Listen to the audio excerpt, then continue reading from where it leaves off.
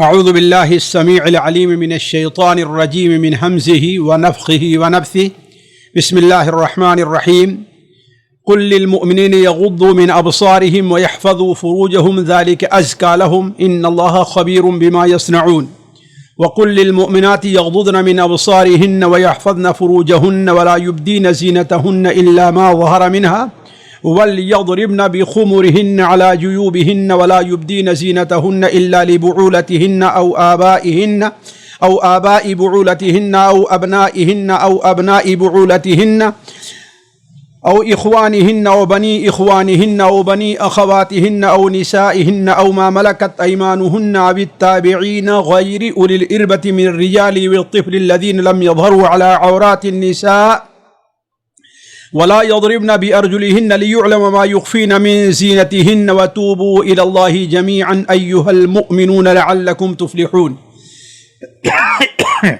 پیارے بھائیوں اور عزیز بہنوں، السلام علیکم ورحمۃ اللہ وبرکاتہ۔ جیسا کہ پچھلی مجلس میں یہ بات واضح کی گئی تھی کہ اسلام نے فواحش اور منکرات میں واقع ہونے اور اس کے اشاعت، اس کے پھیلنے میں کیا چیزیں یا کیا اسباب ہوتے ہیں، اس کے اوپر بھی پابندی لگاتی ہے شریعت۔ ان میں سے سب سے پہلی چیز جس کا بیان ہوا تھا وہ یہ ہے کہ کسی کے گھر میں بغیر اجازت کے انسان نہ جائے۔ کیوں؟ اس لیے کہ غیر مرغوب چیز پر اس کی نظر پڑ سکتی ہے۔ آج کی مجلس میں خاص نظر سے متعلق اور جن چیزوں کا دیکھنا جائز نہیں ہے یا جن لوگوں کو دکھانا جائز نہیں ہے اس سے متعلق کچھ باتیں آپ کے سامنے رکھی جائیں گی۔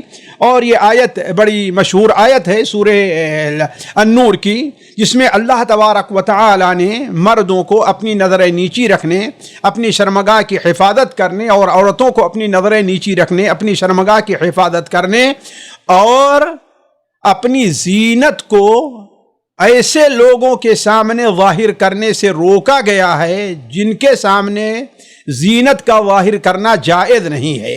اور اس آیت کے مطابق وہ 12 لوگ ہیں، اور باقی اور بھی کچھ لوگ ہیں جن کا ثبوت احادیث سے ہوتا ہے۔ ان میں سے کچھ کا ذکر آیات کے ترجمے اور اس کی وضاحت کے سلسلے میں آئے گا۔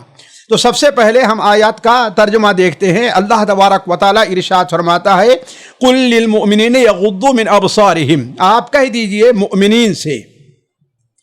یہاں سے مؤمنین صرف مرد مراد ہیں، اس لیے کہ عورتوں کے لیے الگ سے حکم آ رہا ہے۔ حالانکہ الگ سے حکم نہ بھی آتا پھر بھی عورتیں اس میں شامل ہوتی۔ تو قل آپ کہہ دیجئے۔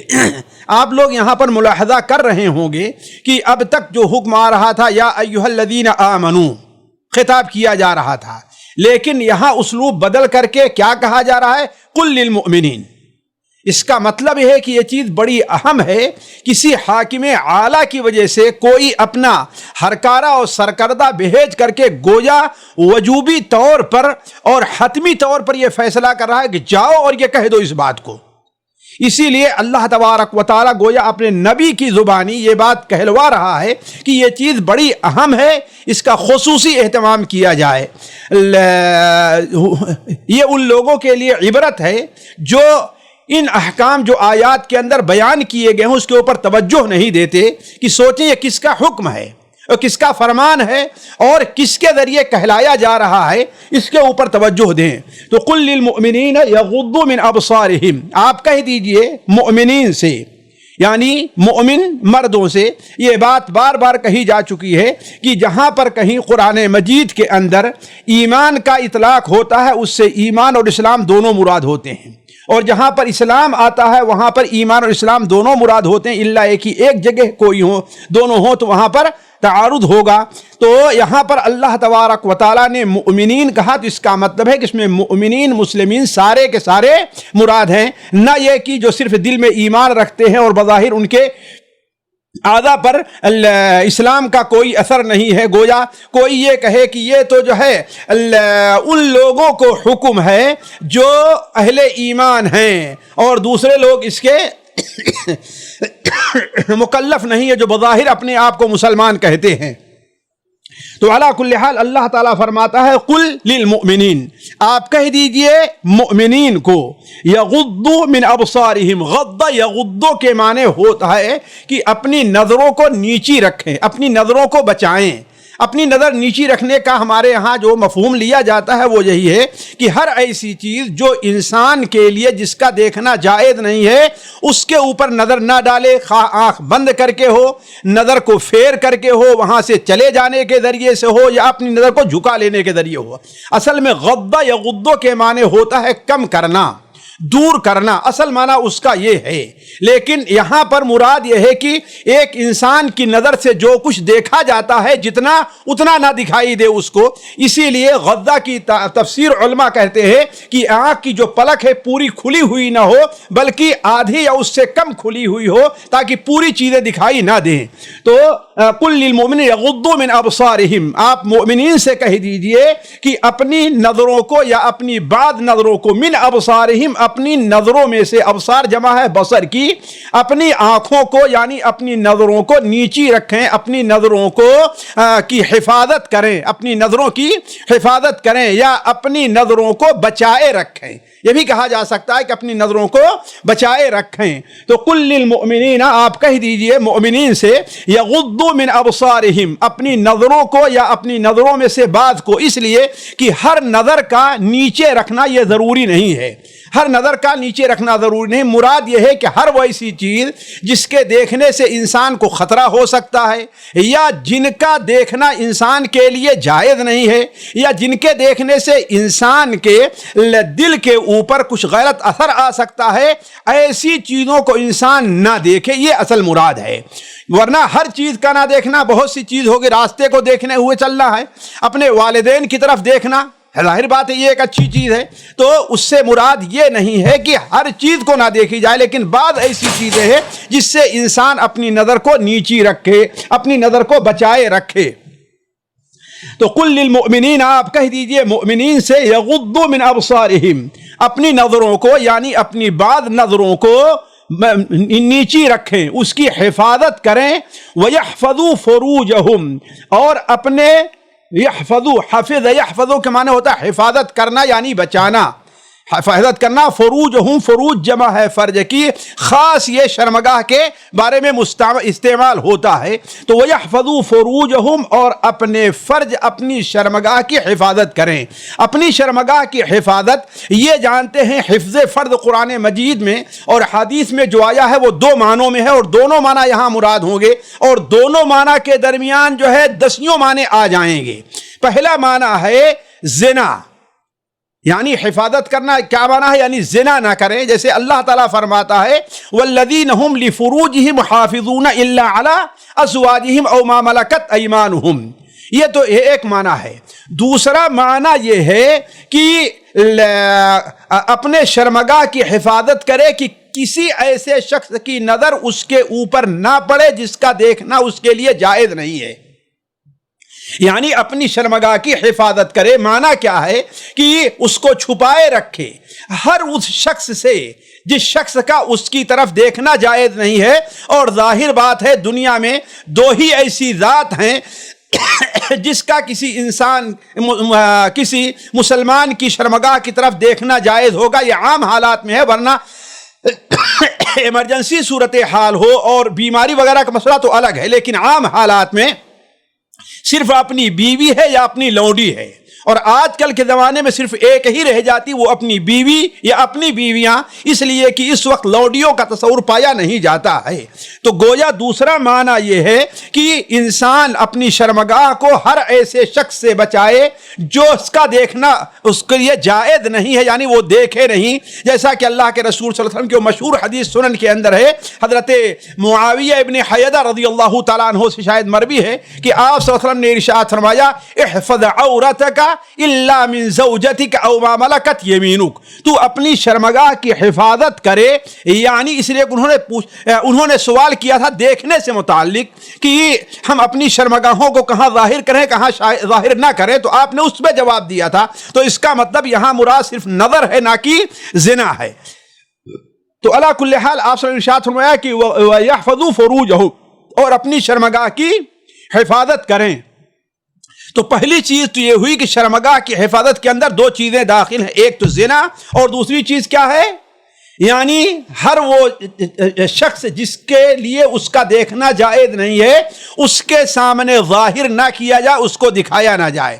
اب اس کے اندر جو ہے دسیوں اس کی صورتیں آ جائیں گی، اس کی دسیوں صورتیں آ جائیں گی، یعنی کوئی غیر محرم جو ہے شرمگاہ کو چھوئے، ہاتھ لگائے، یا اسی طریقے سے اور چیز جو اس میں مستزنی اور دوسری چیزیں ہوتی ہیں وہ ساری چیزیں اس کے اندر داخل ہیں۔ تو یحفظوا فروجہم کا ایک معنی ہے۔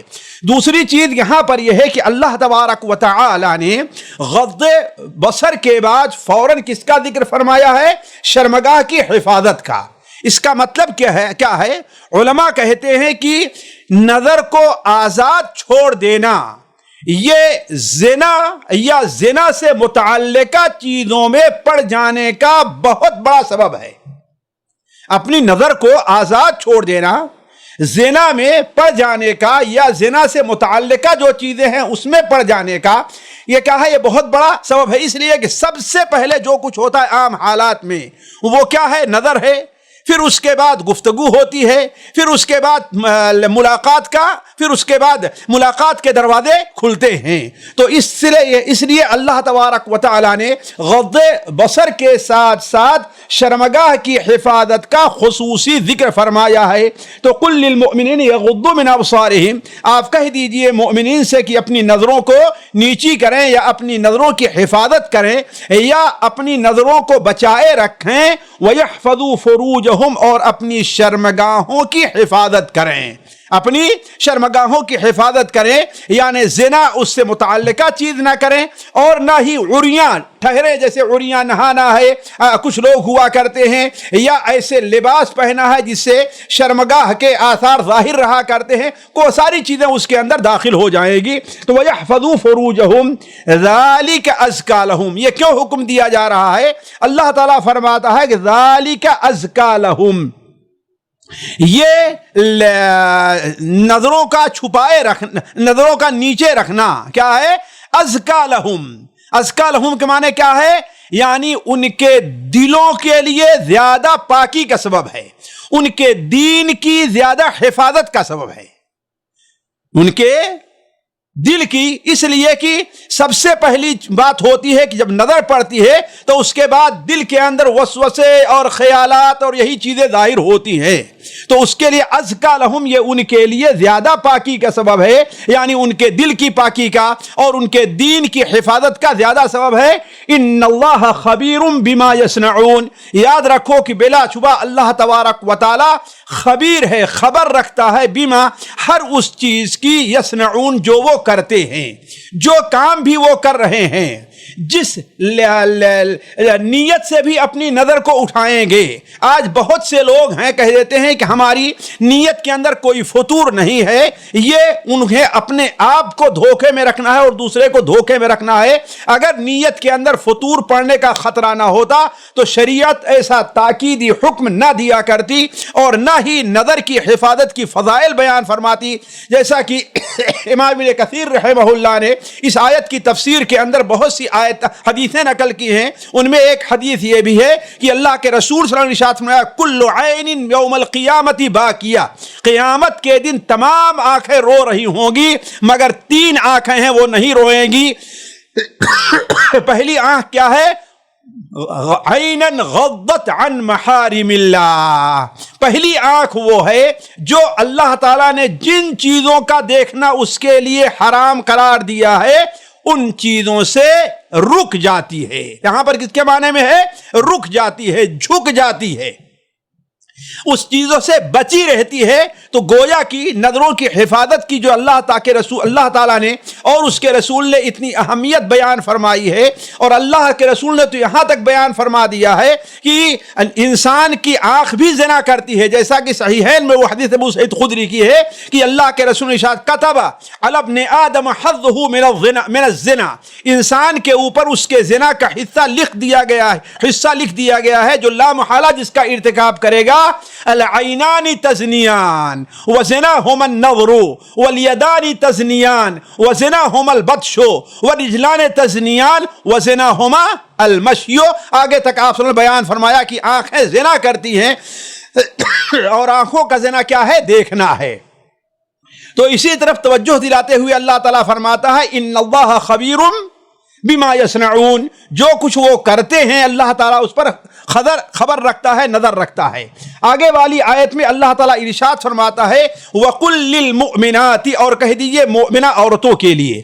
ہم نے اسی لیے کہا تھا کہ وہاں قُلْ لِلْمُؤْمِنِينَ میں صرف مومن مرد مراد ہیں، مومن عورتیں مراد نہیں ہے، اس لیے کہ مومن عورتوں کا جو حکم ہے وہ آگے بیان ہو رہا ہے.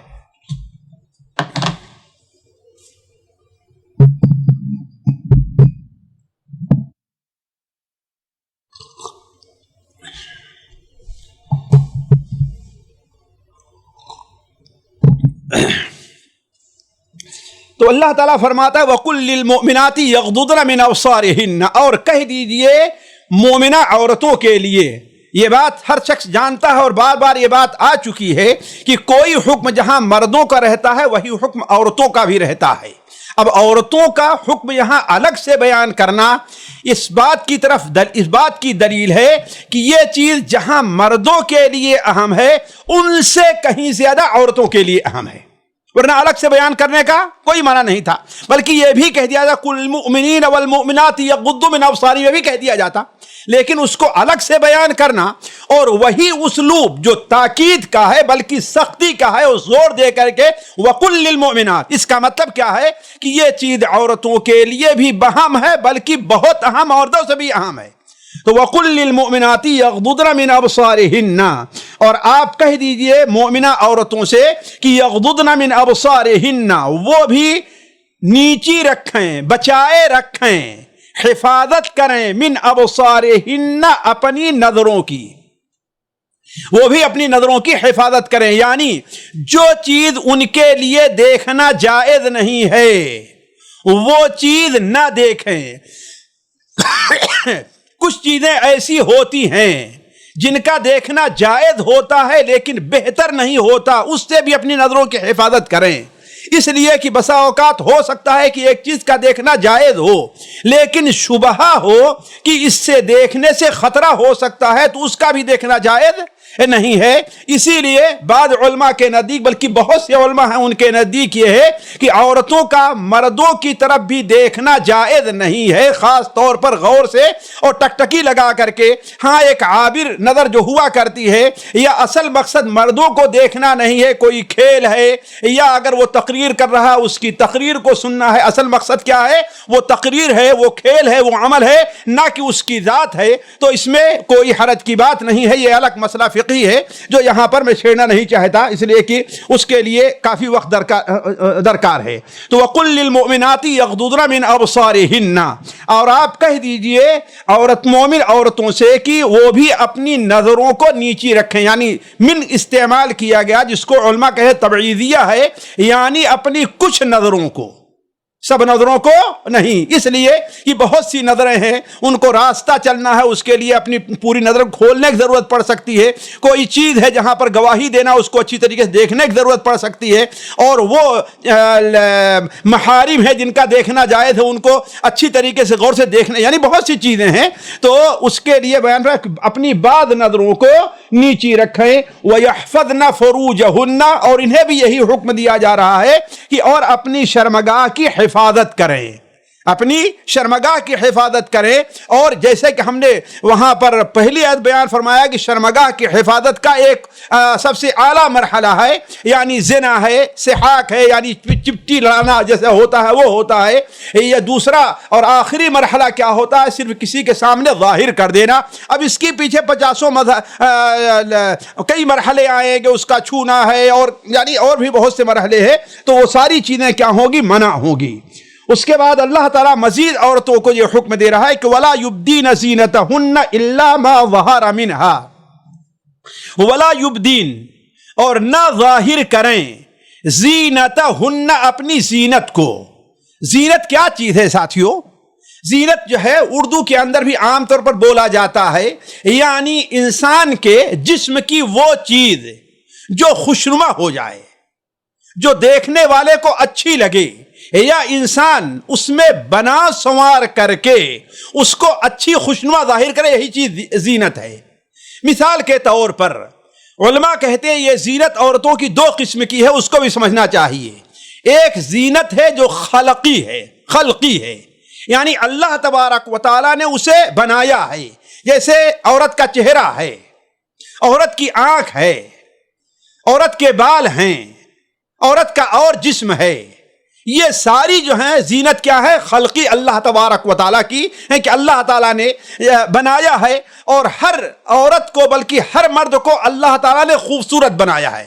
کل خلق اللہ حسن، اللہ تبارک و تعالیٰ کی بنائی ہوئی ہر چیز کیا ہے؟ اچھی خوبصورت ہے، البتہ اس میں خوبصورتی کے درجات اللہ تبارک و تعالیٰ نے رکھے ہیں، اللہ تعالیٰ نے اس میں درجات رکھے ہیں۔ دوسری زینت یہ ہے جو انسان کے اپنے ہاتھ میں ہے، یہ جیسے کہ سرما لگانا ہے، میک اپ کر لینا ہے، یا اچھے کپڑے پہن لینا ہے۔ اس لیے کہ بسا اوقات ایک عورت ہے، لوگ شاید اس کو نہ دیکھیں، لیکن ایسے کپڑے پہن کر کے نکلتی کہ لوگ اس کو دیکھنے لگتے ہیں۔ جیسا کہ مسند احمد وغیرہ میں بنو اسرائیل کی 3 عورتوں کا واقعہ بیان ہوا ہے کہ جن کی وجہ سے آپ صلی اللہ علیہ وسلم نے ارشاد فرمایا فَاتَّقُوا النِّسَاءَ، عورتوں سے بچو، فَإِنَّ أَوَّلَ فِتْنَةِ بنی اسرائیل كَانَ فِي النِّسَاء، اس لیے کہ اور بنو اسرائیل کا سب سے پہلا فتنہ، یعنی جس کی وجہ سے بنو اسرائیل اپنے دین کے بارے میں ہلاک ہوئے ہیں، بنو اسرائیل جن کے اندر فساد پیدا ہوا ہے، جن کے اندر خرابیاں پیدا ہوئی ہیں، ان میں سب سے پہلی چیز کیا ہے؟ عورت کا فتنہ ہے۔ پھر اس کے بعد آپ صلی اللہ علیہ وسلم نے 3 عورتوں کا قصہ بیان کیا کہ 3 عورتیں ایک ساتھ باہر کہیں آتی جاتی تھیں، ان میں سے 2 عورتیں لمبی تھیں اور ایک عورت ناٹی تھی، تو وہ سوچتی تھی کہ ہماری طرف تو کوئی دیکھتا ہی نہیں، میں لوگوں سے چھوٹی ہوں، مجھے لوگ حقیر سمجھتے ہوں گے۔ تو اس نے کیا کام کیا کہ اولاً اپنی طرف متوجہ کرنے کے لیے لکڑی کے اونچے، جیسے آج کل اونچی ہل اور اونچی ایڑیوں کے چپل اور جوتے وغیرہ پہنے جاتے ہیں، یہ وہی فتنہ بنو اسرائیل کا ہے جو آج ہمارے یہاں گھر کر آیا ہے، اور اس سے بچنے کی اور اپنی عورتوں اور اپنی بچیوں کی بچانے کی ضرورت ہے۔ بہت سی عورتیں اونچی ہیل کا کپڑا جوتا کیوں پہنے گی؟ اس لیے کہ اللہ نے انہیں اگر ناٹی بنایا ہے تو اونچی اور بڑی ظاہر ہوں۔ بسا اوقات بات صرف فیشن ہوتا ہے اور بات صرف اسی لیے پہنتی ہیں کہ تاکہ ہم بڑی ظاہر ہوں، تو اس نے بھی ایسے کیا۔ اور دوسرا اس نے یہ کیا کہ اس نے ایک انگوٹھی بنائی اور انگوٹھی میں اوپر ایک ڈھکر رکھا، اندر تھوڑی سی جگہ رکھی، اور اس میں مشک کی خوشبو بھر دیا کرتی تھی۔ اب جب کہیں مردوں کے سامنے سے گزرتی تو ایسے بھی کھٹ پھٹ چلتے ہوتا تھا، اور جو ڈھکن کھول دیتی تھی جس سے خوشبو باہر جاتی، جدھر سے گزرتی مرد اس کو دیکھنے لگتے۔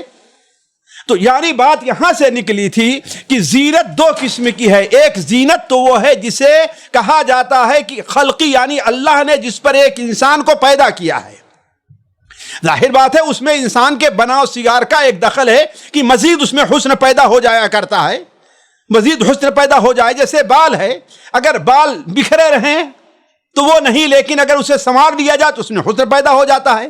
اور دوسری زینت وہ ہے جو انسان خود اختیار کرتا ہے، یہ لباس کی بھی شکل میں ہے، زیورات کی بھی شکل میں ہے، اور میک اپ وغیرہ کی شکل میں بھی یہ چیز پائی جاتی ہے۔ اور یہاں پر دونوں زینتیں مراد ہیں۔ وَلَا يُبْدِينَ زِينَتَهُنَّ، اور اپنی زینت کو ظاہر نہ کریں۔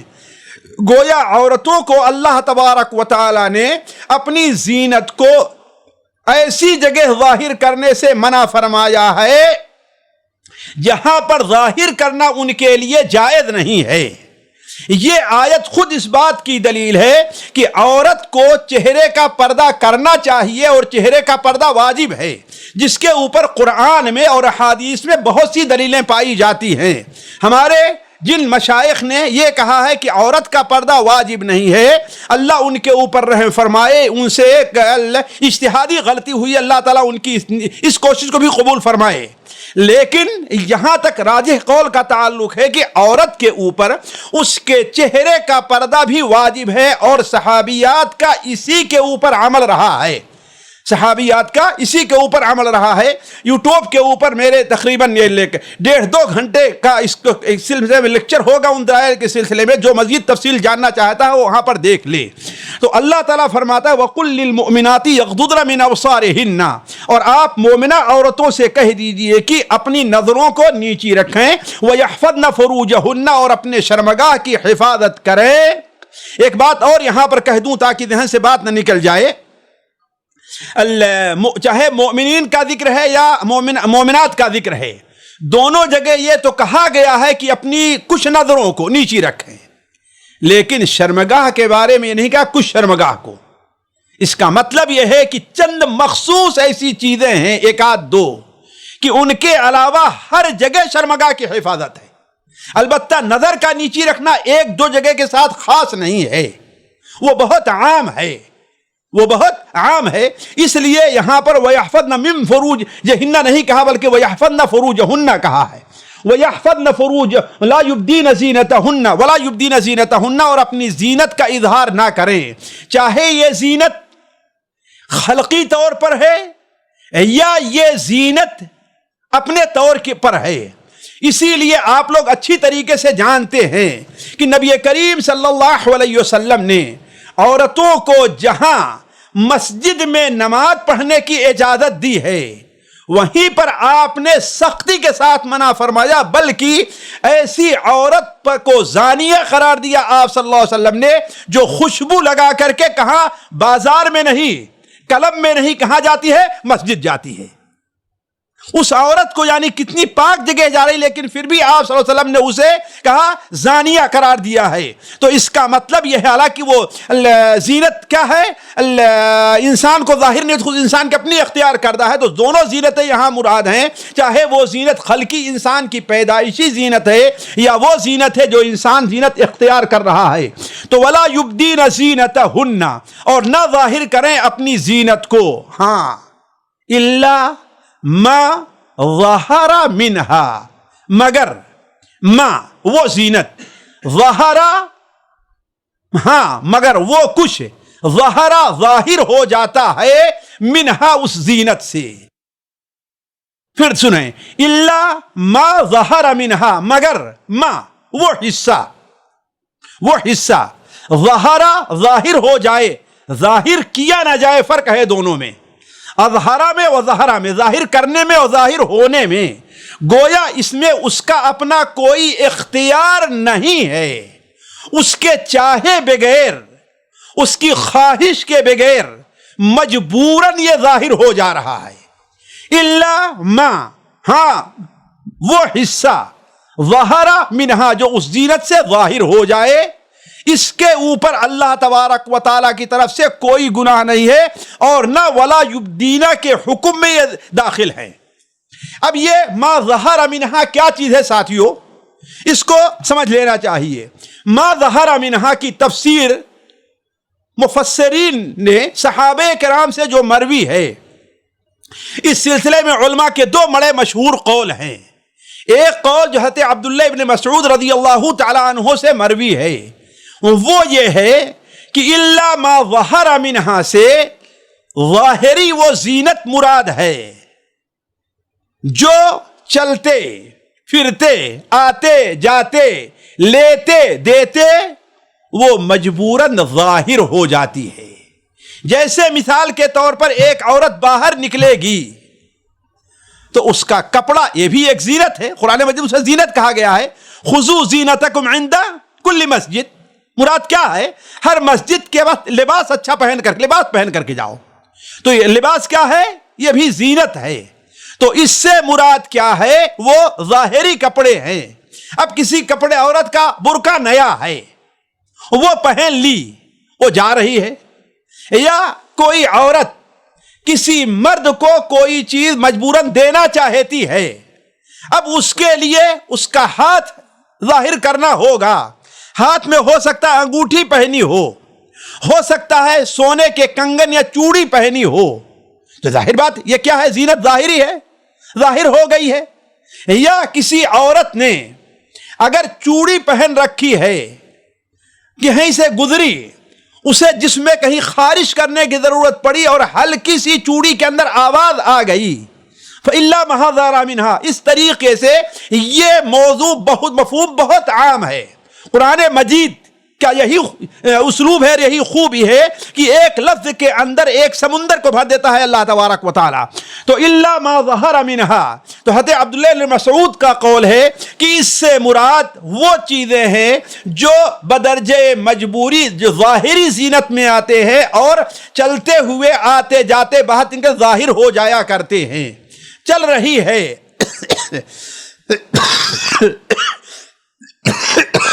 پیر جو ہے ظاہر ہو گیا، یعنی ایسی چیزیں جو ہوا کرتی ہیں، راستے میں جا رہی ہے، کہیں دریا پار کرنا ہوا، اپنے کپڑے کو تھوڑا سمیٹنا پڑ گیا، یعنی اس کی جتنی مثالیں بھی دی جائیں وہ کم ہیں۔ تو الا ما ظہر منہا، تو حضرت عبداللہ مسعود کا جو مشہور قول ہے وہ یہی مراد ہے۔ دوسرا قول حضرت عبداللہ ابن عباس رضی اللہ تعالی عنہما کا ہے، وہ کہتے ہیں کہ الا ما ظہر منہا سے چہرہ اور دونوں ہتھیلیاں مراد ہیں، چہرہ اور دونوں ہتھیلیاں۔